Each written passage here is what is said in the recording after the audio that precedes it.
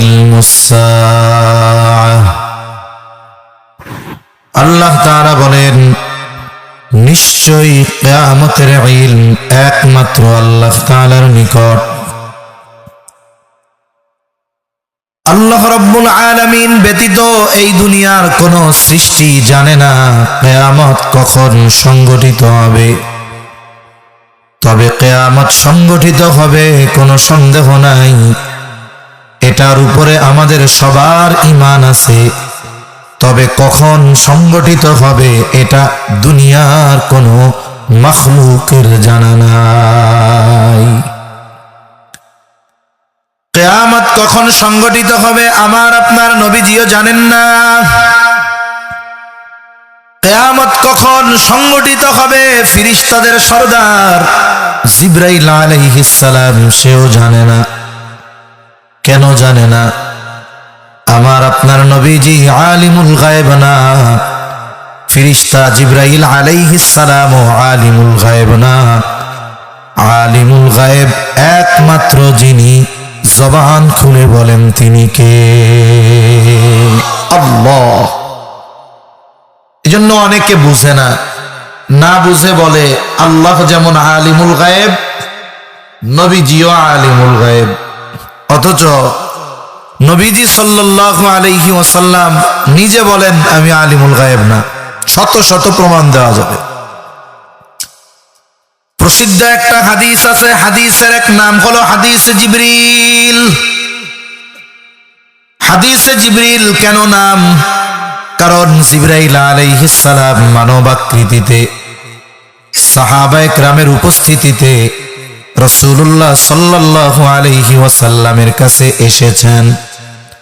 বুঝে থাকলে একটু জবাব দেন, মানবাকৃতিতে নবীজির কাছে আসছে কে? এই যে আসছে জিবরাইল আলাইহিস সালাম, এই জন্য হাদিসের এক নাম হলো হাদিসে জিবরিল। আরেক নাম হলো উম্মুস সুন্নাহ। কেন উম্মুস সুন্নাহ? কারণ আসার উদ্দেশ্য হলো সাহাবায়ে কেরামকে দ্বীনের মৌলিক বিষয়গুলো শিক্ষা দেওয়া। এই জন্য হাদিসের আরেক নাম হলো উম্মুস সুন্নাহ। এই হাদিসে নবীজি সাল্লাল্লাহু আলাইহি ওয়াসাল্লামকে মানবাকৃতিতে জিবরাইল আলাইহিস সালাম এসেছেন। নবীজির পায়ের সাথে হাঁটুর সাথে হাঁটু লাগায় বসছেন। নবীজি সাল্লাল্লাহু আলাইহি ওয়াসাল্লামকে বেশ কয়েকটি প্রশ্ন করেছেন, আর প্রশ্নগুলোর জবাব আমার আপনার নবীজি দিয়েছে।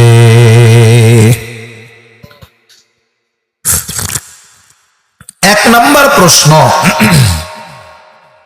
আখবিরনি আনিল ইসলাম। আপনি আমাকে ইসলামের ব্যাপারে খবর দেন। প্রশ্ন করতেছে জিবরাইল আলাইহিস সালাম নবীজিকে, সাহাবায়ে কেরাম উপস্থিত। কিন্তু কে এই ব্যক্তি কেউ জানে না, নবীজি জানে।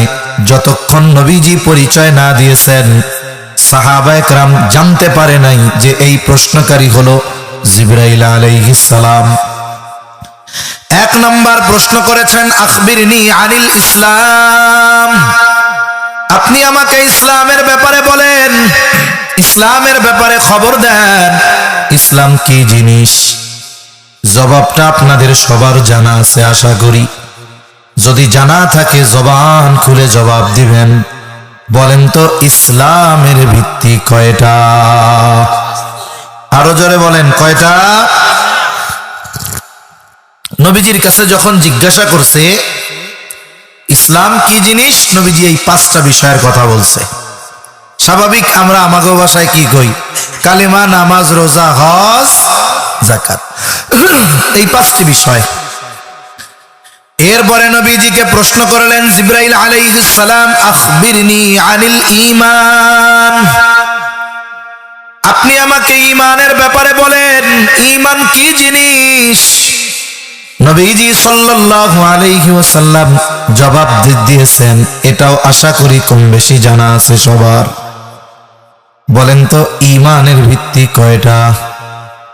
জানা আছে? ইসলামের ভিত্তি কয়টা? জোরে কোন। সেই সময় যেই জোরে কইলেন, এখন তো এই জোর নাই, নাকি কইতেছেন হুজুর আপনি চা খাইতেছেন এর লেগে আপনার জোর বেশি? আমি তো হজরত যখন মোনাজাত ধরছে তখন আমি বাথরুমে ঢুকছি, তাড়াতাড়ি জরুরত ছেড়ে ঠান্ডা পানি দিয়ে অজু করে আসছি, শীতে শরীর মনে এরকম কাঁপতেছে। তা ভাইও বুঝতে পারছে মনে হয়, এই জন্য সুন্দর মতো গরম চা নিয়ে আইছে আর কি। ইসলামের ভিত্তি কয়টা? 5টা। ইমানের ভিত্তি হলো 6টা। জোরে কন কয়টা? 6টা। ছোটবেলা মক্তবে পড়ছেন কারা কারা? একটু হাত উঁচা করেন তো। ওই জায়গার কেউ মক্তবে পড়েন নাই? মসজিদে যে মক্তবে পড়াইতো ফজরের নামাজের পর, মাশাআল্লাহ। আমরা যখন এই মক্তবে পড়তাম ছুটির আগে আমাদের সবাইকে এক জায়গায় বসাইয়া কালেমায়ে তৈয়বা, কালেমায়ে শাহাদাত, ইমানে মুজমাল, ইমানে মুফাসসাল, ওজুর ফরজ, গোসলের ফরজ, ওজু ভঙ্গের কারণ, হ্যাঁ, নামাজের বাইরে ভিতরে 13 ফরজ, নামাজের ওয়াজিব 14টা, নামাজ ভঙ্গের কারণ 19টা, এই ধরনের মসলা মাসাইল যেগুলো সব সময় লাগে এগুলা মুখস্থ করাইতো, পড়াইতো, ঠিক কিনা বলেন? কায়দা পড়ুক আর কোরআন শরীফ সিপারা আমপারা যা পড়ে পড়ুক, ছুটির আগে ওই 15-20 মিনিট পড়া হইতো। দেখা যাইতো যেই ছেলেটা কোরআন শরীফ দেখাও পড়তে পারে না, কিন্তু নামাজের সূরাগুলা ওই মিছিলের সাথে পড়া পড়া শুদ্ধ হয়ে যাইত। তা ওই একটা কালিমা পড়াইতো, ইমানে মুফাসসাল। কালিমার নাম কি? জোরে কন। ইমানে মুফাসসাল। পারেন সবাই? কে কে পারেন? বুঝা করেন কে কে পারেন?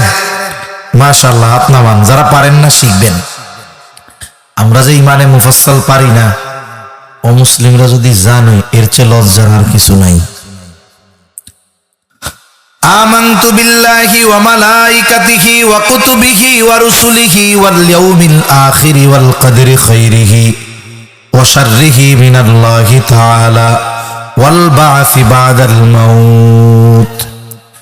1 নাম্বার, আমি ঈমান আনলাম আল্লাহ তাআলার উপর।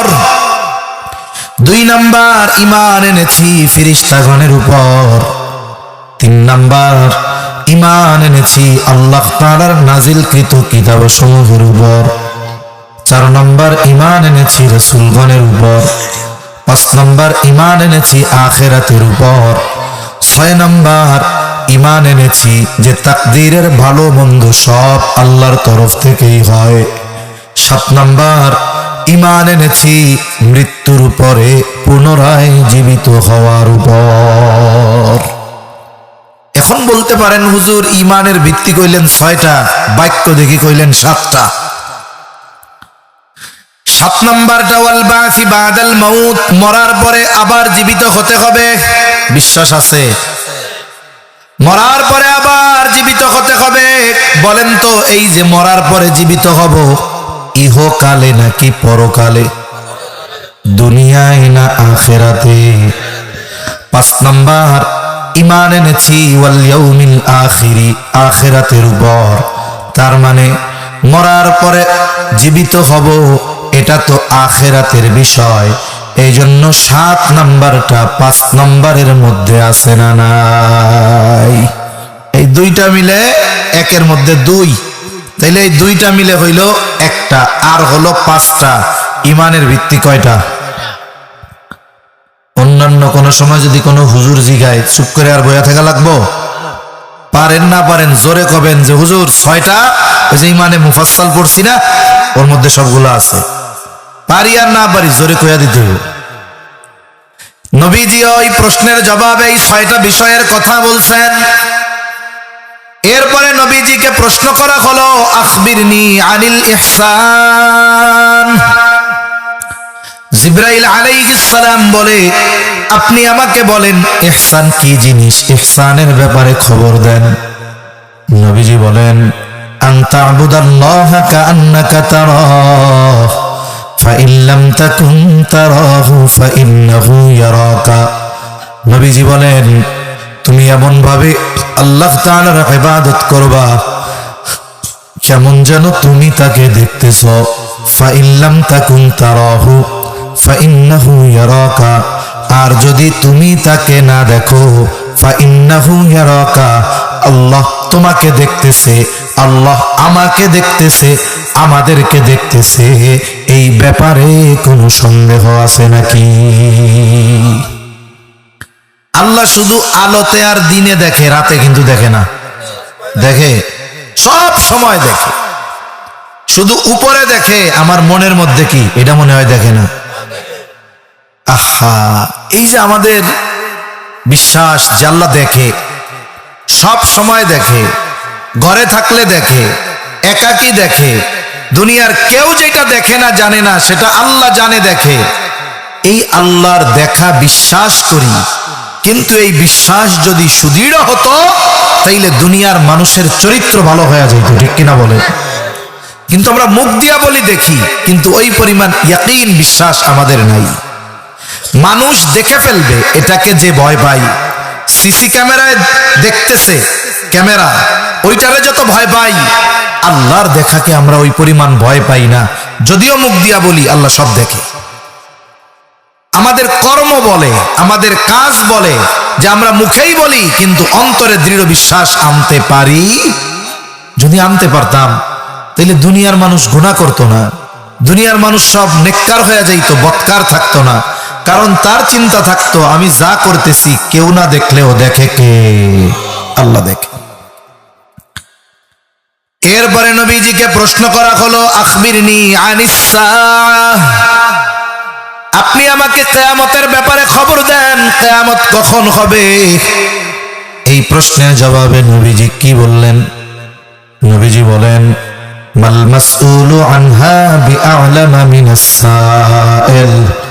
নবীজি বলেন, এই ব্যাপারে যাকে প্রশ্ন করা হয়েছে তিনি প্রশ্নকারীর চাইতে বেশি জানেন না। বেশি জানেন না, সমান সমান জানেন। তার মানে কি, কিয়ামত কখন হবে ও ভাই জিবরিল তুমিও জানো না, আমিও জানি না। এরপরে জিবরাইল আলাইহিস সালাম প্রশ্ন করেছে, তাইলে কিয়ামতের আলামতের ব্যাপারে বলেন। এই হাদিসের মধ্যে নবীজি দুইটা বিষয়ের কথা বলেছেন কিয়ামতের আলামতের। এক নাম্বার, আনতালিদাল আমাতু রাব্বাতাহা। এক নাম্বার কিয়ামতের আলামত এই হাদিসে নবীজি বলেন, দাসী তার মনিবকে প্রসব করবে, জন্ম দিবে। দাসী তার মনিবকে জন্ম দিবে। এর ব্যাখ্যায় মুহাদ্দিসিনে কেরাম কয়েকটি ব্যাখ্যা করেন। একটা হইল যে যেই মা সন্তানরে গর্ভে ধারণ করছে, কষ্টের উপরে কষ্ট স্বীকার করে যেই মা সন্তানকে জন্ম দিয়েছে, নিঃস্বার্থভাবে 2টা বছর দুধ পান করিয়েছে, জীবনের একটা সময় ওই সন্তান ওই মায়ের সাথে, কোন মা?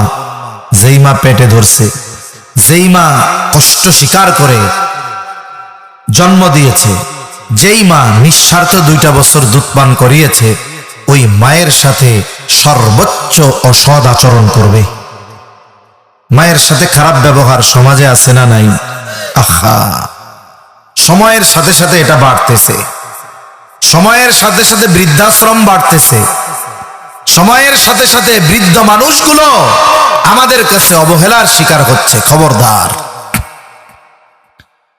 অনেক মার জীবন তো এত কষ্টের, সন্তানের জন্য কত ত্যাগ, কত কষ্ট। সন্তানটার বয়স 2 বছর, 1 বছর, 1.5 বছর, বাবা মারা গেছে। মা চাইলে ওই সন্তানকে রেখে আর এক জায়গায় বিবাহ বন্ধনে আবদ্ধ হতে পারতেন, কিন্তু শুধু সন্তানের দিকে তাকায়া ওই মা বিবাহ বন্ধনে আবদ্ধ হন নাই। চিন্তা করেছে যদি কষ্ট করে সন্তানটারে মানুষ বানাতে পারি, জীবনের কষ্ট দুর্দশা দূর হয়ে যাবে। মানুষের কত কথা শুনতে হয়েছে, মানুষের বাড়িতে কাজ করে কষ্ট করে সন্তানটাকে লেখাপড়া শিখাইছে, সন্তানটা বড় হয়েছে, ঢাকায় চলে গেছে, চালাক চতুর, অল্প দিনে অনেক টাকা পয়সার মালিক হয়ে গেল। এখন তিনি হয়ে গেছেন সাহেব, কিন্তু আফসোস যেই মায়ের ত্যাগে আজকে তার ওই অবস্থা। ওই মা পড়ে আছে প্রত্যন্ত অঞ্চলে, গ্রামের একটা ঘরে, সেখানে তার শীতে কষ্ট, গরমে কষ্ট, পর্যাপ্ত খাবার নাই, চিকিৎসা নাই, ওষুধ নাই, ধুকে ধুকে মরতেছে।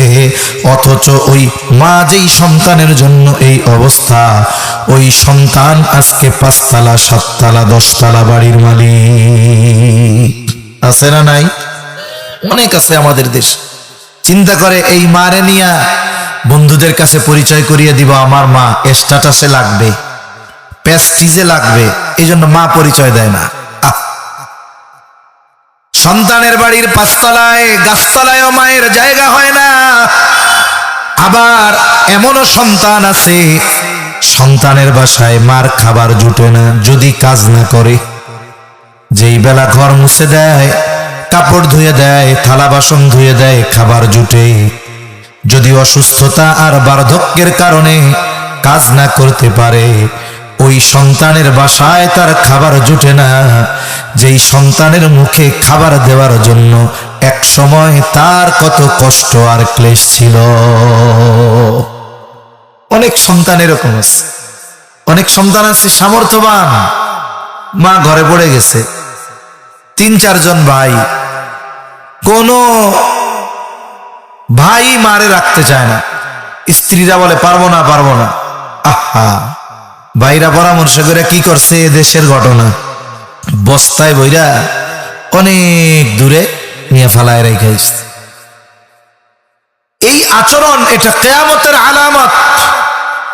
রাসূলুল্লাহ সাল্লাল্লাহু আলাইহি ওয়াসাল্লাম বলেন, আল্লাহ তাআলা সকল পাপের শাস্তি দেওয়ার ক্ষেত্রে বিলম্ব করেন, কিন্তু মা বাবার সাথে অসদাচরণ করবে, এই পাপের শাস্তি দুনিয়ায় থাকতেই আল্লাহ দেওয়া শুরু করে।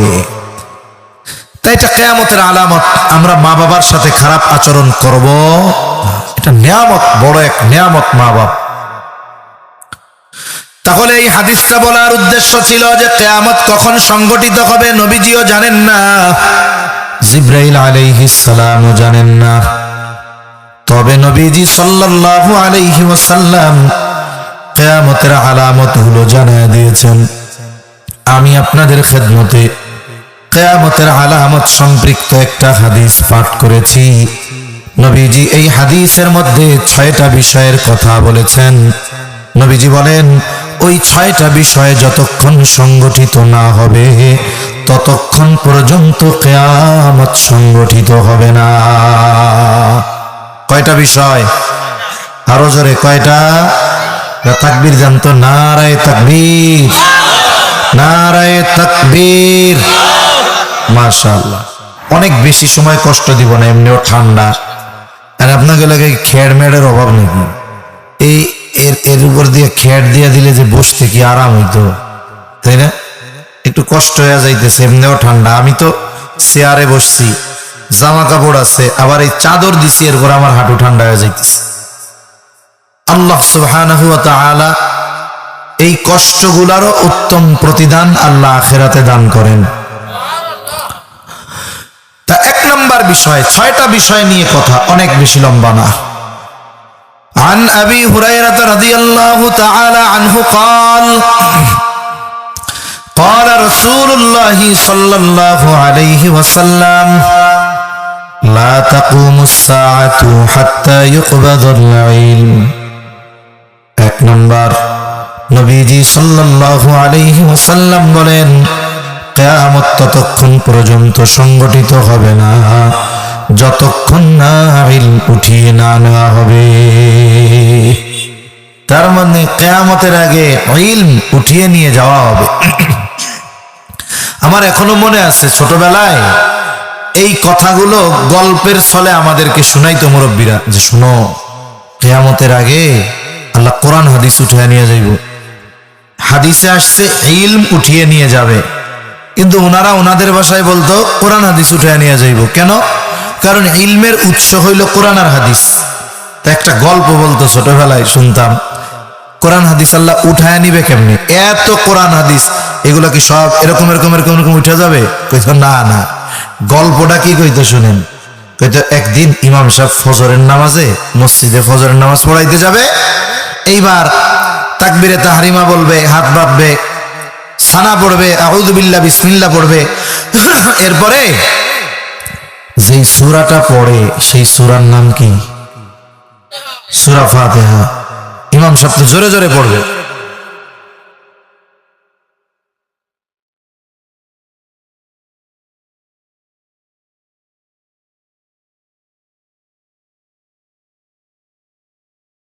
ইমাম সাহেব নামাজে দাঁড়াবে, কোন সূরা পড়বে? ফাতিহা। শুনেন, আমি একটা কথা কই, ভাইও কইছে বেশি লম্বা করব না, কারণ ঠান্ডা অনেক। এজন্য আশেপাশে যারা আছেন মেহরবানি করে চলে আসেন তাড়াতাড়ি, একটু শেষ সময় বসেন। অনেকে হয়তো চিন্তা করতেছে বসতে কষ্ট হবে, হাইটা হাইটা শুনতেছে। ভাই, হাইটা হাইটা হয়তো শুনবেন, চিন্তা করবেন যে দোয়ার আগে গেলাম, দোয়ায় শরীক হইলাম, কিন্তু এই মজলিসের তো যে বরকত ফজিলত, এটা থেকে কেন বঞ্চিত হবেন?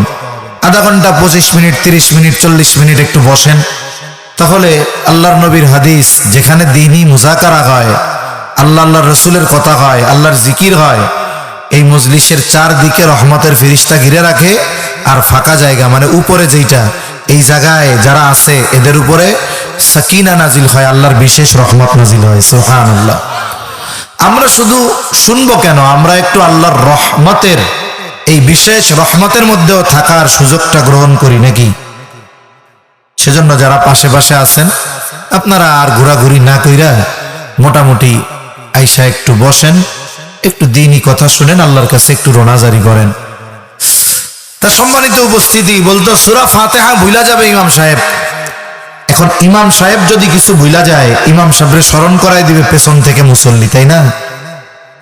ইমাম সাহেব চিন্তা করতেছে আমি বলছি তাতে কি, পেছনের সবাই তো আর বলে নাই, কিন্তু অবস্থা কি, পেছনে যারা এরাও বলছে। ইমাম সাহেব কিছু সময় দাঁড়াইয়া থাইকা বলবে নামাজ ছাইড়া দিয়া এইবার মসজিদের তাক থেকে কোরআনটা হাতে নিয়ে দেখবে যে সূরা ফাতিহাটা একটু নজর দেই।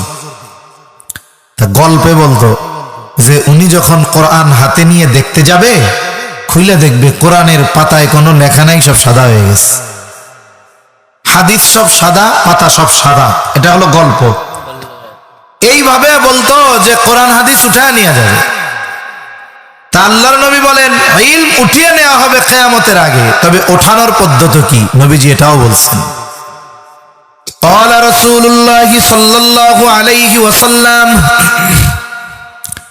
إن الله لا يقبض العلم انتزاعا ينتزعه من الناس। আর এক বর্ণনায় আসছে ইয়ানতাজিউহু মিনাল ইবাদ। আল্লাহ তাআলা তার বান্দার অন্তর থেকে একত্রে ইলম উঠায় নেন না। এমনটা হবে না যে সারা পৃথিবীর হাফেজরা এক রাত্রে কোরআন ভুলে যাবে, এমনটা হবে না সারা পৃথিবীর মুফতি সাহেবরা এক রাত্রে সব মাসলা মাসাইল ভুলে যাবে, এমনটা হবে না সারা পৃথিবীর মুহাদ্দিস সাহেবরা এক রাত্রিতে সব হাদিস ভুলে যাবে। তাহলে ইলম আল্লাহ কিভাবে উঠায় নিবে? আল্লাহ তাআলা বলেন, ওয়ালা, নবীজি বলেন, ওয়ালাকিন ইয়াকবিদুল ইলমা বিকবজিল উলামা। বরং আল্লাহ তাআলা আলেমদেরকে উঠায় নেওয়ার মাধ্যমে ইলম উঠায় নিয়ে যাবে। সম্প্রতি অতীতে যে সমস্ত উলামায়ে কেরাম দুনিয়া থেকে চলে গেছে, তারা যেই যোগ্যতা ছিল যাদের, যেই পরিমাণ ইলম আর তাকওয়া ছিল তাদের, তারা চলে যাওয়ার পর এখন যারা আছে তাদের চাইতে একটু কম। তার মানে আগের যারা, তাদের অবস্থান যদি এই জায়গায় হয়, এখন যারা আছে তাদের অবস্থান এই জায়গায়। এনারা যখন চলে যাবে, এনাদের পরে যারা আসবে তাদের অবস্থান এই জায়গায়। সময়ের সাথে সাথে একটা সময় এই সংখ্যাটা শূন্যের কাতারে পৌঁছায়া যাবে। তার মানে কোরআন হাদিস থাকবে, কিন্তু কোরআন হাদিস বোঝানোর মতো ওই রকম মুত্তাকি পরহেজগার আলেম দুনিয়ায় থাকবে না। তখন কি অবস্থা হবে? নবীজি বলেন, মানুষেরা জাহেলদেরকে ধর্মীয় নেতা হিসাবে গ্রহণ করবে, তাদের কাছে ফতোয়া জিজ্ঞাসা করবে, ওই জাহেলরা ফতোয়া দিয়ে দিবে। নবীজি বলেন, ফতোয়া প্রদানকারী আর ফতোয়া আমলকারী উভয়ে পথভ্রষ্ট হয়ে যাবে। এজন্য কি করতে পারি আমরা? কিছু বিষয় আছে যেটা থামানো যায় না, কিন্তু গতি কমানো যায়। আলেমরা চলে যাবে, ইলম উঠে যাবে, কিয়ামত হবে, এটা থামানোর উপায় নাই। তবে আমরা কি করতে পারি? যেই সমস্ত আলেমরা দুনিয়ায় আছে বেঁচে, তাদের জন্য দোয়া করতে পারি যে আল্লাহ আপনি এই সমস্ত আলেমদেরকে নেক হায়াত দেন। সাথে সাথে আলেম তৈরির কারখানা হলো মাদ্রাসা, মাদ্রাসাগুলোর দিকে সুনজর দিব। এতে করে মাদ্রাসায় ইলমের চর্চা জারি থাকবে। আজকে আপনার গ্রামের ছোট মাদ্রাসায় যেই ছোট বাচ্চাটা পড়তেছে, ও তো সারা জীবন ছোট থাকবে না। ও এক সময় ঢাকা যাবে পড়তে, হাটহাজারি যাবে, গহরডাঙ্গা যাবে, পটিয়া যাবে, নানুপুর যাবে, একজন আলেম হয়ে আসবে, হক্কানি আলেম। ও হবে ইলমের হেফাজতকারী।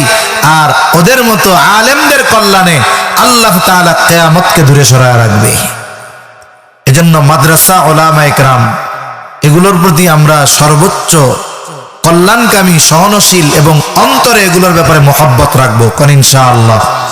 ভাই, মাদ্রাসায় পড়তে পারি নাই, আমি মাদ্রাসার বিরোধী হব না। আলেম হইতে পারি নাই, আলেমদের বিরোধী হব না। নবীজির কথায় তো এটাই প্রমাণ যে আলেমরা থাকবে তো ইলম থাকবে, ইলমের হেফাজত হবে। আর আলেমরা থাকবে তো ইলমের হেফাজত হওয়ার কারণে কিয়ামত আল্লাহ দূরে সরায় রাখবে। তাইলে আমাদের জন্য ওনাদের চাইতে উপকারী, কল্যাণকামী আর কেউ হতে পারে?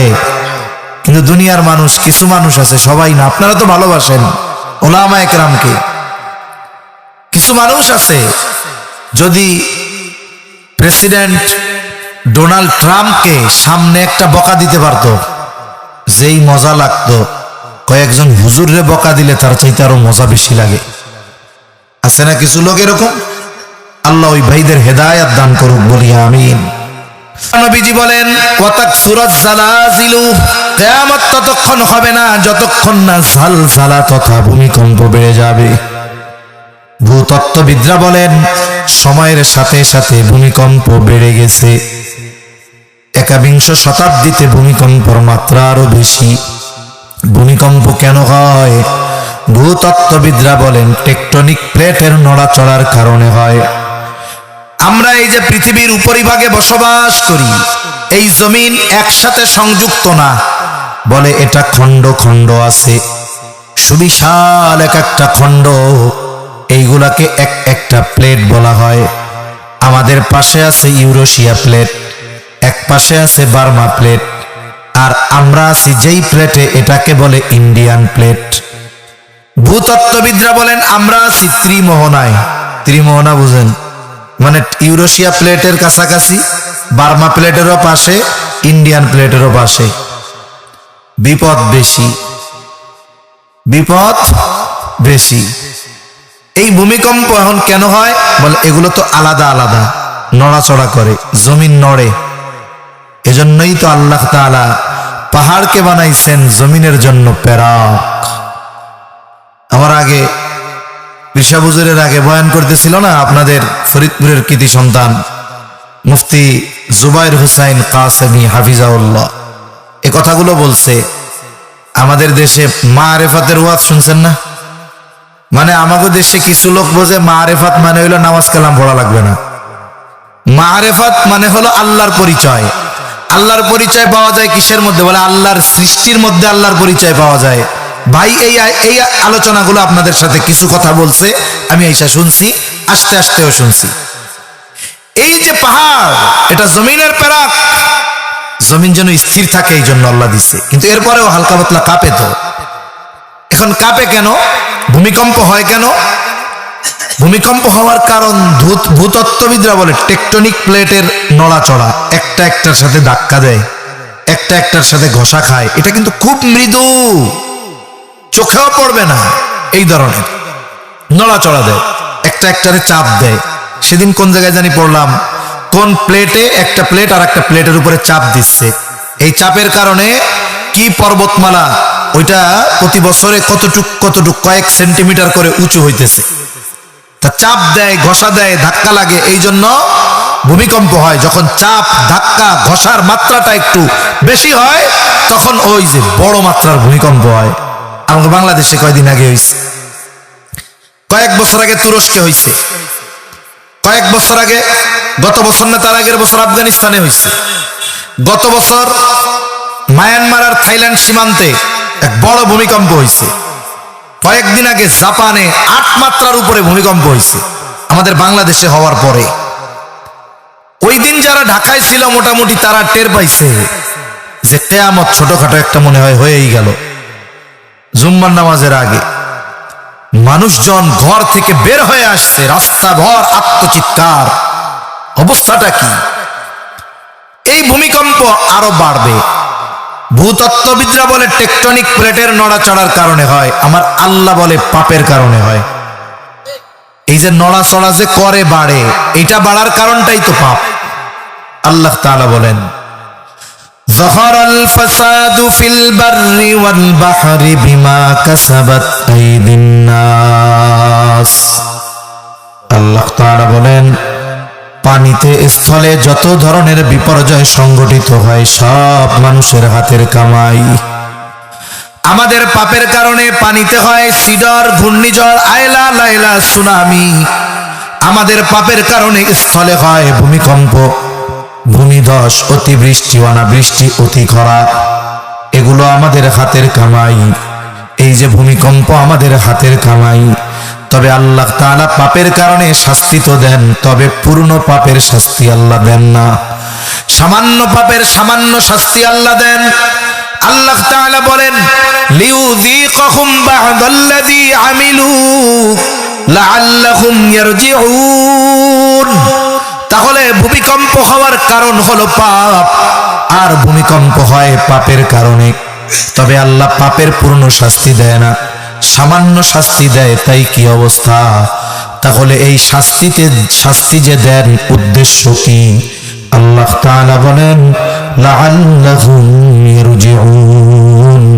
এই ভূমিকম্প নামক শাস্তি, সিডর, আয়লা, লাইলা নামক শাস্তি, এটা দেওয়ার উদ্দেশ্য হলো বান্দা যেন পাপের পথ থেকে ফিরে আল্লাহর পথে চলে আসে।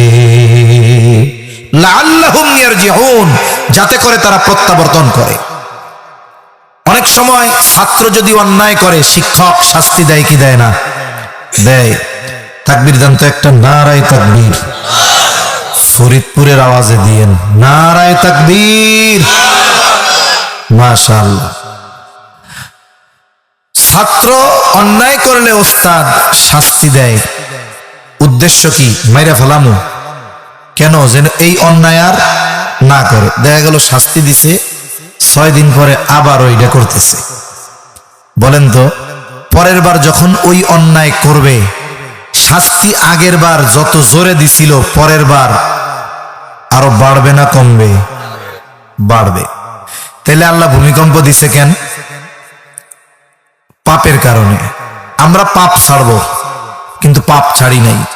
আপনাদের জিজ্ঞাসা করি, এই যে ভূমিকম্প হইল জুমার দিন, এমন এক প্রচন্ড প্রকম্পন, অথচ মাত্রা মাত্র 5.7। ভূমিকম্প আল্লাহ দিছে। বলেন তো মসজিদে ফজরে মুসল্লি বাড়ছে নাকি? একটু জোরে কয়েন, বাড়ছে নাকি? চার দোকানের আড্ডা কমছে নাকি? চার দোকানের টেলিভিশন গুলো বন্ধ হয়েছে নাকি? চার দোকানের টেলিভিশন বন্ধ হয় নাই, নাচ গান বন্ধ হয় নাই, মসজিদে মুসল্লি বাড়ে নাই। ও ভাই, ওয়াজ মাহফিলের মধ্যে মুসল্লি নাই, দোকানে অভাব নাই, ঠিক কিনা বলেন? আল্লাহ দিছিল যে বান্দা দ্বীনি মজলিস হবে ওইখানে যাইবা, বাজারে যাও না। কিন্তু দেখা যাবে যে বাজারে লোকের অভাব নাই, মাহফিলে খবর নাই, ঠিক না? কই যে মাহফিলে গেলে তো শুধু ওয়াজই শুনতে হইব, আর ওই জায়গায় বাজারে বসলে কয় ওয়াজ মাইকে শুনবো, আর মধ্যে দিয়ে আড্ডা মাড্ডা দিমু, বিড়ি সিগারেটও খামু, চাও খামু।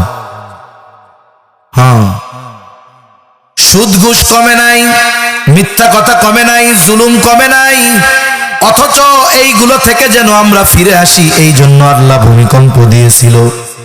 যেহেতু আমাদের অবস্থা ওই লোহার মতো, লোহারে যখন কামার পিটায় লোহা একটা আওয়াজ করে, বলে আওয়াজটা হলো যেই সেই। কি কয় কোন তো?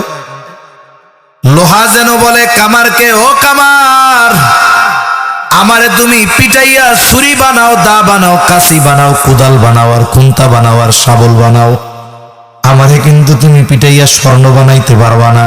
আমি লোহায় লোহাই আছি। আমরাও কেমন যেন বলি, ভূমিকম্প হোক, সিডর হোক, আয়লা হোক আর লায়লা হোক, যা হয় হোক, আমরা আমাদের জায়গায় আছি। এখন কি হবে? কপালটা পুড়বে কেমনে? বলে হইছিল তো 5.7 মাত্রার, যেহেতু লাআল্লাহুম ইয়ারজিউন, প্রত্যাবর্তন যেন করি, যেহেতু পাপ থেকে ফিরে নাই, তাইলে শাস্তির মাত্রা সামনে কমবে না বাড়বে? এটা বাড়বে। এজন্য আমরা পাপ থেকে ফিরবো। আল্লাহ তৌফিক দান করেন। বলতে পারেন হুজুর আমরা রামখণ্ড গ্রামবাসী, আমরা যদি পাপ ছেড়ে দেই সারা দুনিয়ার ভূমিকম্প শেষ হয়ে যাবে? না, হবে না। ভূমিকম্প হবে। আল্লাহ রাসূল সাল্লাল্লাহু আলাইহি ওয়াসাল্লামকে সাহাবায়ে কেরাম বলতেছেন, ইয়া রাসূলুল্লাহ, আমাদের মধ্যে নেককার মানুষ থাকবে আর আমরা ধ্বংস হয়ে যাব? নবীজি বলেন, হ্যাঁ, পাপের আধিক্যের কারণে, পাপ বেশি হয়ে যাওয়ার কারণে। এজন্য যখন পাপের কারণে শাস্তি আসে, বদকার, নেককার, পাপাচার সবাই ধরা পড়ে যায়। তবে যারা নেককার তারা তো জবাব দিতে পারবে, আল্লাহ আমরা তো চেষ্টা করছি, আমরা তো পাপের সাথে জড়াই নেই, আমাদের মাফ করেন, সুযোগ আছে। কিন্তু যাদের পাপের কারণে আযাব হলো আর ওই পাপীরা মরলো, তাদের কি জবাব দেওয়ার উপায় আছে? এজন্য আমরা আল্লাহর কাছে মাফ চাইবো, পাপ থেকে বাঁচবো কোন ইনশাআল্লাহ। 3 নাম্বার, নবীজি সাল্লাল্লাহু আলাইহি ওয়াসাল্লাম বলেন, ওয়াতাকারাবাজ জামান, কিয়ামতের আগে সময় নিকটবর্তী হয়ে যাবে। নবীজি সাল্লাল্লাহু আলাইহি ওয়াসাল্লাম আরেক হাদিসের মধ্যে বলেন, কিয়ামতের আগে সময় নিকটবর্তী হয়ে যাবে। এক যুগকে 1 বছরের মতো মনে হবে, বছরকে মাসের মতো মনে হবে, মাসকে সপ্তাহের মতো মনে হবে, সপ্তাহকে দিনের মতো মনে হবে, দিনকে ঘন্টার মতো মনে হবে, ঘন্টাকে মিনিটের মতো মনে হবে, আর মিনিটকে আগুনের স্ফুলিঙ্গ তথা সেকেন্ডের মতো মনে হবে। মুহাদ্দিসিনে কেরাম বলেন, উদ্দেশ্য হলো সময় থেকে বরকত উঠে যাবে। বরকত দেখা যায় না, কিন্তু যেই জায়গায় বরকত না থাকে ওইটা দিয়া কাম করা যায় না। একজনের বেতন 10,000 কিন্তু বরকত আছে, আর একজনের বেতন 1 লাখ, বরকত নাই। বলে ওই বরকতওয়ালা 10,000 দিয়ে যা হবে, বরকতবিহীন 1 লাখ না 10 লাখ দিয়াও তা হবে না। সময় থেকে বরকত উঠে যাওয়ার কারণে সময়টা কেমন যেন মনে হবে তাড়াতাড়ি চলে যাইতেছে। একেবারে মনে হবে এই যে কালকে জুমাবার, হায় রে, এই না 2 দিন আগে শুক্রবার গেল, আবার শুক্রবার চলে আইছে। এই যে সময় নিকটবর্তী হয়ে গেছে, কেন? বলে বরকত না থাকার কারণে। মুফতি তকি উসমানী দামাত বারাকাতুহুমুল আলিয়া এই পৃথিবীর অন্যতম একজন ইসলামী স্কলার, তিনি বলেন, তিনি সময়ের মূল্যায়ন নিয়ে আলোচনা করতে গিয়ে বলেন, সময় হলো এমন এক জিনিস, মানুষ যদি এই সময়টাকে নেকের কাজে অতিবাহিত করে, সময়টা প্রলম্বিত হয়ে যায়, বরকতময় হয়ে যায়। আবার যদি এই সময়টাতে সে অহেতুকার গুনার কাজে কাটায়, ওই সময়টা সংকুচিত, বরকত শূন্য হয়ে যায়। মনে করেন এই যে একটা রাবার, এটা ধরেন 10 ইঞ্চি আছে, কয় ইঞ্চি? এটার আমি টান দিয়ে 100 ইঞ্চি বানাইলাম। এখন কি এটা স্বর্ণ না লোহা? হ্যাঁ, ও টান দিলেও রাবারই থাকবো, ছেড়ে দিলেও রাবার, টান দিলেও রাবার 100 ইঞ্চি, ছেড়ে দিলেও রাবার 10 ইঞ্চি। সময়টা ঠিক এরকম। আপনি আমি যদি নেক কাজ করি, সময় এটা হয়ে যাবে এরকম 100 ইঞ্চির মতো, ওইটা হবে 100 ইঞ্চি, ওটাও সময়। ছেড়ে দিছি, গুনার কাজ করছি, অহেতুক কাজ করছি, এটা হয়ে গেছে 10 ইঞ্চি, এটাও সময়, এটা সংকুচিত হয়ে গেছে। উদাহরণ দেই, ভালো কাজ করলে সময়টা ধীরে ধীরে যায়, এটা মানুষের মাইন্ডও বলে। যেমন দেখবেন ওয়াজ মাহফিলে আইসা বসে থাকতে কষ্ট হয়, অনেকে চিন্তা করতেছে যে দোয়ার আগে যাব, আলহামদুলিল্লাহ গরম গরম খিচুড়ি নিয়ে বাড়িতে চলে যাব। আপনারাই যে কষ্ট করে বসে আছেন, অনেকের বসতে কষ্ট হইতেছে, আসতেছে না, কিন্তু সময় দোকানে কেটে যাইতেছে। অনেক সময় দেখবেন মসজিদে জুমার দিন কিছু মুসল্লি আছে 2 রাকাত পড়তে যায়। কয় রাকাত? ওই 2 রাকাত পড়তে হুজুরের লাগে 5 মিনিট, কিন্তু তার লাগে মনে হয় 5 ঘন্টা, মনে হয় আর কি। এই জন্য ইমাম সাহেব যখন বাম দিক সালাম ফিরায়, আসসালামু আলাইকুম রাহমাতুল্লাহ, ফেরানোর পরে ওই 2 রাকাতের মুসল্লি মাথাটা আর সামনে আনে না, বাম দিক দিয়ে ঘুরা মসজিদ থেকে বের হয়ে যায়। ঠিক কিনা বলেন? তার যে 2 রাকাত পড়ছে মনে হচ্ছে তার 4-5 ঘন্টা অস্থির হয়ে গেছে, অথচ মসজিদ থেকে বের হয়ে বন্ধুর লাগে গল্প শুরু করছে, একটু পরে আসরের আজান দিয়ে দিছে। আছে না নাই? তার মানে কি হইল? ভালো কাজে সময় মনে হয় ধীরে যায়, বরকতময় হয়। নামাজে একটু কেরাত লম্বা হইলে তারাবিতে যদি হাবের সাহেব একটু ধীরে ধীরে পড়ে, ধর কি পড়ে, রুকুতে যায় না, কে ভাল লাগে না? আছে না নাই? খোঁজে কোন জায়গায় আরো 15 মিনিট কমে তারাবি পাওয়া যায়। এরপরে যদি একটু একটু ভাই রোজার মাস সারা বছর যেমন তেমন গেল, একটু কোরআন শরীফ পড়ো, ওই একটু বসে কোরআন শরীফ নিয়ে, মুরব্বী যুবক বৈশা 1-2 মিনিট পরে কোরআন শরীফ বন্ধ করে উঠে যায়। কি হয়েছে? কয় চোখ ব্যথায়, মাজা ব্যথায়, পড়তে মন চাইতেছে না, এই সেই হেন তেন। কোরআন শরীফ 5টা মিনিট পড়তে ভাল লাগতেছে না, একটু পরে যায় মোবাইল শরীফ পড়া শুরু করছে। মোবাইল শরীফ ছিলেন, মোবাইল শরীফ পড়া যে শুরু করছে, ওর চোখও ব্যথায় না, মাজাও ব্যথায় না, গিরাও ব্যথায় না, ঘন্টার পর ঘন্টা চলতেছে, যতক্ষণ চার্জার এমবি শেষ না হয়। ঠিক কিনা বলেন? মুরব্বীদের বলি কোরআনটা পড়েন, চোখ ব্যথায় রে বাজান, ডাক্তার দেখাইতে হইব, চশমা লাগবো। কিন্তু আমার চাচা ওই মোড়ের চার দোকানে বইসা 3 মাথা এক জায়গায় দিয়া টিভির দিক যে তাকাইছে, চোখটাও এরকম একবার পলক ফালায় না, তখন আর চোখ ব্যথায় না। ঠিক কিনা বলেন? মসজিদে আসতে বসতে কষ্ট হয়, চার দোকানে গাদাগাদি করে বইসা থাকে, তখন কষ্ট লাগে না। কেন লাগে না জানেন? ওই সময়টা বরকত শূন্য, দ্রুততার সাথে চলে যাচ্ছে, আর মসজিদে বসে আছি, বরকতময় সময় ধীরে ধীরে যাচ্ছে। এই হায়াত হলো এই দুনিয়ার অন্যতম দামি এক নেয়ামত। এই দামি সম্পদ নষ্ট করতেছি কোথায়? 4 দোকানে টেলিভিশন দেইকা, খেলা দেইকা, খেলা খেলা, অহেতুক গল্প আর অহেতুক কাজ আর মেলা দোকানদারিতে হায়াত নষ্ট করে ফেলতেছে। আহারে, মানুষ মারা যাওয়ার পর কথা বলে, নবীজি বলছেন কথা বলে, দুনিয়ার মানুষ শুনে না। যদি দুনিয়ার মানুষ শুনতো তাইলে ভয়ে দাফন কাফন বাদ দিয়ে দিত। কথা তো বলে, এক একজন এক এক রকমের কথা কয়। এই কথাও বলে কিছু মানুষ, কি বলে?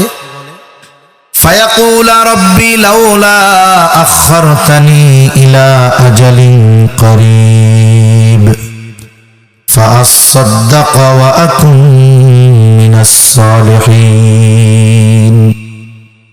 মারা যাওয়ার পর তারা বলে আমরা শুনি না, রবের কাছে বলে ও রব, লাউলা আখারতানি ইলা আজালিন করিব, যদি আমাকে কিছু সময়ের জন্য অবকাশ দেওয়া হইতো, তার মানে আবার যদি একটু হায়াত দিয়া দুনিয়ায় পাঠাইতেন রব, সম্পদ তো ছিল, দান করি নাই, এবার যদি একটু যাওয়ার সুযোগ দেন, ফাআসাদদাক, আমি ওই সম্পদ থেকে সদকা করব, ওয়া আকুন মিনাস সালিহিন, 4 দোকানে সময় কাটাবো না, টিভি দেখে কাটাবো না, ওয়া আকুন মিনাস সালিহিন, আমি সৎ কর্মশীলদের অন্তর্ভুক্ত হয়ে যাইতাম।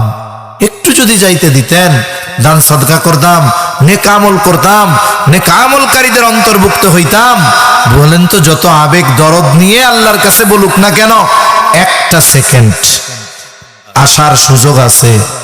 জোরে বলেন আছে? ওই যে মারা গেছে ও বুঝতেছে হায়াতের দাম কি, আমাদের আছে, আমরা বুঝতেছি না। বুঝবো কখন? মরার পরে। করার কিছুই থাকবে না। সারা দুনিয়ার সব সম্পদ দিয়ে কেউ আছেন যে একটা সেকেন্ড হায়াত কিনে দিতে পারবেন? যার হায়াত শেষ, সব সম্পদ দেওয়া হবে সারা পৃথিবীর, বেশি না ভাই, একটা সেকেন্ড সম্ভব? তাহলে বলেন তো, সারা দুনিয়ার সব সম্পদের দাম বেশি না হায়াতের দাম বেশি? এই দুনিয়ার হাজার হাজার কোটি টাকার মালিক, আপনাদের ফরিদপুরের একে আজাদ হামিম গ্রুপের চেয়ারম্যান মালিক, উনি যদি কোনো দোকানে যায়, 10 টাকার জিনিস যদি ওনার কাছে 100 টাকা চায়, উনি কি দিয়ে দিবে? বলবে যাই মিয়া, 10 টাকার জিনিস 100 টাকা চাও কেন, ডাকাতি করতেছো? এখন দোকানদার যদি বলে, স্যার আপনি হাজার হাজার কোটি টাকার মালিক, তা 10 টাকার জিনিস 100 টাকা দিতে আপনার সমস্যা কি? বলবে রাখো মিয়া, ভোক্তা অধিকারে মামলা করবো, 10 টাকাই রাখো, রেট লেখা আছে না? তার মানে হাজার কোটি টাকার মালিক 10 টাকা 100 টাকা খরচ করতে গিয়া 5 বার ভাবে। হাজার কোটি টাকার মালিক 2, 4, 5, 10, 100, 500 টাকা খরচ করতে ভাবে বারবার, অথচ ওই টাকার চাইতে হায়াতের দাম বেশি। খরচ করার সময় ভাবার দরকার আছে না নাই? আমি কোথায় খরচ করতেছি আমার হায়াত, এটা তো সুনির্দিষ্ট, এক সময় তো ফুরায় যাবে। আমি আমার হায়াত 4 দোকানে কাটাচ্ছি, টেলিভিশনে কাটাচ্ছি, সিঙ্গাড়া জিলাপি আর চায়ের দোকানে কাটাচ্ছি, আমি কাটাইতেছি গিবতের মজলিসে, আমাকে হিসাব করতে হবে। এজন্য আজকে থেকে ওয়াদা করেন নিজের সাথে নিজে যে আমি আমার এই জীবনের প্রতিটা সময় এমন কাজ ছাড়া ব্যয় করব না যেই কাজে হয়তো দুনিয়ার বৈধ উপকার থাকতে হবে, নয়তোবা আখিরাতের উপকার থাকতে হবে। এইভাবে সময় ব্যয় করেন, দেখবেন হায়াতটা অনেক লম্বা মনে হবে। হায়াতে যদি বরকত না থাকতো, তাইলে আমাদের মুরব্বীরা অল্প হায়াতে তিনি খেদমত কি পরিমাণ করছে, আমাদের সদস্য হুজুর রাহমাতুল্লাহ আলাই যেই পরিমাণ কিতাব লেখা গেছে তার জীবনে, আমরা ওই পরিমাণ কিতাব পড়তেও পারি না, অথচ আল্লাহর বান্দা লেখা গেছে। শুধু কিতাব লেখছে সারা হায়াত না, না, জেনারেল লেখাপড়া করছে, এরপরে ইন্ডিয়া গেছে, দেওবন্দে পড়ছে, প্রতি সপ্তাহে থানা ভবন হাইটা গেছে আসছে, কত খেদমত ইসলামের, এরপরে যা লেখছে এটাই আমরা পড়তে পারি না। এত লেখলো কেমনে? বলে হায়াতে যদি বরকত না থাকতো, সময়ে যদি বরকত না থাকতো, লেখা সম্ভব ছিল না। আর আমরা আমাদের হায়াত ঠুসঠুস করে চলে যাইতেছি। আহা, একটু কি চিন্তা হয় না? ও ভাই, আপনি মোমবাতি জ্বালাইছেন, মোমবাতি, দোকানদার যদি বলে আমার এই মোমবাতি জ্বালানোর 2 মিনিটের মাথায় মোমবাতি শেষ হয়ে যাবে, কিনবেন? আপনি কি আশা করেন যে আমি মোমবাতি জ্বালামো 15 দিনেও যেন শেষ না হয়? ঠিক না? হায়াত নামক এটা মোমবাতির মতো, জন্মের সাথে সাথে মাইনাস হওয়া শুরু হয়ে গেছে। আমি আপনি সময়ের সাথে সাথে মৃত্যুর দিকে যাচ্ছি, অথচ আমার আপনার কোনো চিন্তা নাই, কোনো ফিকির নাই যে আমি আমার এই হায়াতগুলো, সময়গুলো কাটাচ্ছি গুনার কাজে।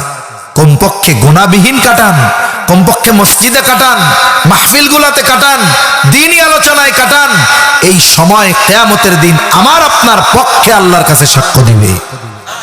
আর যেই সময়গুলো 4 দোকানে কাটতেছে, গিবতের মজলিসে কাটতেছে, ফেসবুকে গোনা করে কাটতেছে, ইউটিউবে গোনা দেখে কাটতেছে, আল্লাহর কসম ওই সময়গুলো কিয়ামতের দিন ওই ব্যক্তির বিপক্ষে আল্লাহর কাছে সাক্ষ্য প্রদান করবে যে আমি এই সময়গুলোর মধ্যে এই কাজগুলো ও করছে। তাহলে হায়াত কারো ব্যাপারে ভালো সাক্ষ্য দিবে, কারো ব্যাপারে গুনার সাক্ষ্য দিবে। আহা, সেদিন যদি আমার বিপক্ষে হায়াত সাক্ষী দিয়ে দেয়, স্থান সাক্ষী দিয়ে দেয়, তাহলে আমার পরিণতি কি হবে? আফসোস, একটু চিন্তাও আমাদের মধ্যে আসে না, একটু ফিকির আমাদের মধ্যে আসে না। আমরা দুনিয়াটা মস্ত বড় খাও দাও ফুর্তি করার মতো, এই স্লোগানের মতো হায়াতের এই মূল্যবান সময়টাকে নষ্ট করতেছি। বুঝতে পারবো মরার পরে করার কিছু থাকবে না। আল্লাহ আমাদের হায়াতকে বরকতময় করার তৌফিক দান করেন। কেন সময় নিকটবর্তী হবে? অহেতুক কাজ বাড়বে, গুনার কাজ বাড়বে, এই জন্য।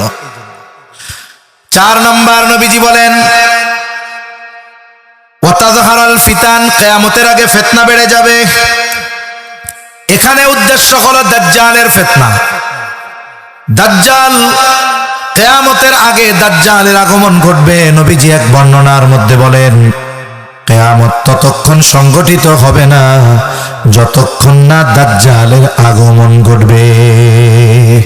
আর বেশি সময় না, 12:15 বেজে গেছে। আমিও 1 ঘন্টা প্রায় করে ফেলছি। হায়াত কেমনে চলে যায় দেখছেন? এজন্য যারা দাঁড়ায় আছেন, ঘুরতেছেন, একটু কষ্ট করে বসে পড়েন, এখন দোয়া হবে, তাড়াতাড়ি চলে আসেন। নবীজি বলেন, দাজ্জালের আগমন যতক্ষণ না ঘটবে কিয়ামত হবে না। দাজ্জাল হলো এই উম্মতের জন্য সবচাইতে বড় ফিতনা, মহা এক ফিতনা। আল্লাহর রাসূল উম্মতের জন্য বড় রহম দিল, আমল শিখায়া দিছেন। আমল নবীজি বলেন, যেই ব্যক্তি জুমার দিন সূরা কাহফ তিলাওয়াত করবে, আল্লাহ তাআলা ওই ব্যক্তিকে দাজ্জালের ফিতনা থেকে হেফাজত করবে। এই যে জুমার দিন চলতেছে, বৃহস্পতিবার সূর্যাস্তের পর থেকে শুরু, আগামীকাল সূর্যাস্তের আগ পর্যন্ত সূরা কাহফ। এখন বলতে পারেন, হুজুর গো, সূরা কাহফ তো সে আধা পারার বেশি, 12 পৃষ্ঠা। আমি তো আমার গোটা হায়াতে 10 পৃষ্ঠা কোরআন শরীফ পড়ি নাই, আমি এত বড় সূরা কাহফ কেমনে পড়বো? নবীজি আর এক হাদিসের মধ্যে বলেন, যেই ব্যক্তি সূরা কাহফের 10 আয়াত মুখস্থ করবে, তিলাওয়াত করবে জুমার দিন, নবীজি বলেন আল্লাহ তাআলা তাকে দাজ্জালের ফিতনা থেকে হেফাজত করবে। এখন বলতে পারেন, হুজুর এই 10 আয়াত তো আমি পড়তে পারি না। আপনার মসজিদের ইমাম, ওনাকে গিয়ে যদি জুমার পরে বলেন, হুজুর জুমার দিনের একটা আমল আছে সূরা কাহফের তিলাওয়াত, আমরা তো পুরা সূরা পারি না, পুরাটা শোনানোর দরকার নাই, আপনি শুধু 10টা আয়াত তিলাওয়াত করে শোনান। আমি চ্যালেঞ্জ দিয়ে বলতে পারি, কোনো ইমাম বলবে না যে পারবো না, বরং প্রত্যেকটা ইমাম হাসি খুশি মনে স্বতঃস্ফূর্তভাবে সূরা কাহফের 10 আয়াত তিলাওয়াত করে শোনাবে। মুখস্থ নাই, শুনেন, 1 দিন 2 দিন 5 দিন 10 দিন শুনতে শুনতে এক সময় দেখা যাবে ওই 10 আয়াতের হাফেজ আপনি হয়ে গেছেন। দেইখা পড়তে পারবেন না ঠিক, কিন্তু মুখস্থ হয়ে গেছে।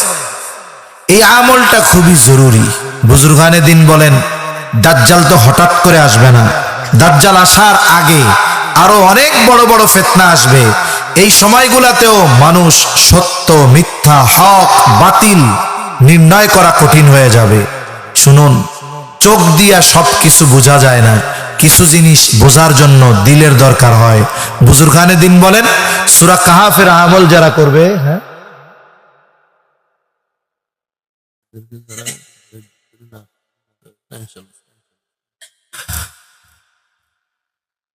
মহিলাদের যারা আছে, মহিলারা যারা আছে, মা বোনরা, ওনাদের তো অলরেডি দিয়ে দিচ্ছে তাবারক। আর আপনারা যারা বাহিরে আছেন, বারবার বলা হইতেছে দাঁড়ায় না থেকে বইসা পড়েন। ওনাদের শেষ হইলে আমিও শেষ করে দিব ইনশাআল্লাহ, কারণ ঠান্ডা অনেক। ওই জায়গায় ওই যে পানি পড়ে রয়েছে দেখা যাইতেছে, বসাও কষ্ট বুঝতেছি। শুকনা যে জায়গায় আইসা এই জায়গায় বসেন। আর যেহেতু গ্রামবাসী, উদ্যোগে মাহফিল, সবকিছু তো কয়েকজনের দ্বারা করা সম্ভব না। আপনারা আগামীর থেকে নাড়া নিয়ে আসবেন, সবাই খেয়ার বিছাবেন। আপনারা বৈশা রয়েছেন ঠিক, আমারও কষ্ট লাগতেছে, যদিও আছে না, না দাম বেশি খেড়ে নাই দেশে পাওয়া গেলেও দাম বেশি, তাই না? এক সময় আমরা নাড়া নিয়ে লোক পাইতাম না, এগুলো পুড়াই দিতাম। এখন এগুলো পাওয়াই যায় না, কি অবস্থা চিন্তা করছেন? আল্লাহু আকবার। আচ্ছা যাক, আমরা কথা শেষের দিকে যাই, 12টার কাছাকাছি হয়ে গেছে। এই সূরা কাহফের 10টা আয়াত অনুরোধ করে করজোড়ে আপনাদের বলি, এই জুমা থেকে এই আমলটা শুরু করে দেন, গুরুত্ব সহকারে করেন একটা আমল। দাজ্জাল আসার আগে অনেক ফিতনা আসবে, ওই সময়ও সত্য মিথ্যা পার্থক্য করা কঠিন হয়ে যাবে। বুজুর্গানে দিন বলেন, যারা ওই 10 আয়াত মুখস্থ করবে, আমল করবে, আল্লাহ তাআলা তাদের অন্তর চক্ষু খুলে দিবে। ওরা বুঝতে পারবে যে এটা বাতিল, এটা মিথ্যা, এটা ভণ্ড। এই যোগ্যতা, এই আমলের বদৌলতে আল্লাহ তাদের দান করবে ইনশাআল্লাহ। এজন্য গুরুত্ব সহকারে করবো তো ইনশাআল্লাহ। আমাকে তো অবস্থা মাহফিলের মধ্যে মোটামুটি সুবহানাল্লাহ আলহামদুলিল্লাহ যা কই, যাওয়ার সময় কই, হুজুর তোমার ওয়াজ তুমি ধরো, আমি গেলাম। মনে রাখতে হবে, করা যাবে তো ইনশাআল্লাহ। আমি হুজুরের জিগাম ইমাম সাহেব রে, যে কয় জুমা কয়জন শুনতে চাইছে, কয়জন রে শুনাইছেন। 5 নাম্বার, নবীজি বলেন ওয়াতাকসুরুল হারাজ, কিয়ামতের আগে হারজ বেড়ে যাবে, ওয়াহুয়াল কাতলুল কাতাল, এটা হলো হত্যাকাণ্ড। সাহাবায়ে কেরাম বলে, ইয়া রাসূলুল্লাহ, আমরা তো প্রতি বছর যুদ্ধের ময়দানে হাজার হাজার মুশরিক হত্যা করি, এটাও কি হারজ? নবীজি বলেন, না, হারজ হলো প্রতিবেশীকে হত্যা করবে।